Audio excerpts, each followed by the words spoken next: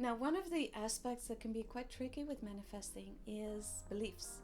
We can have a whole set of negative beliefs that we're not aware of, that have been created when we were young.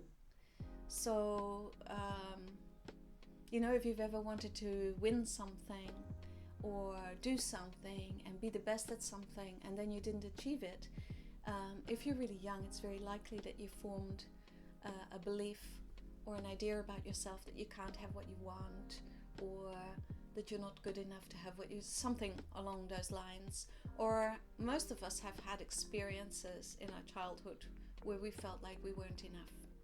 And the beliefs that we create in that moment in time cause us to have an identity, and that identity will try to prove itself with something, which can make us really successful. But the energy that we're holding off that moment in time where we weren't enough, or we weren't good enough, or we weren't lovable enough, or whatever, will still wreak havoc with our manifesting.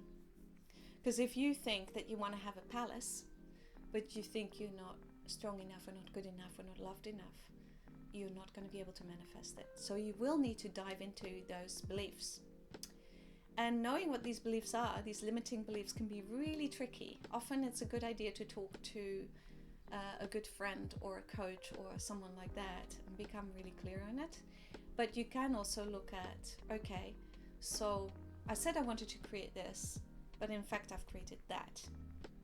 What is the gap between that and that? So say I want to create a palace with 5 bedrooms and I've got a small studio with 1 bedroom. What is stopping me creating that?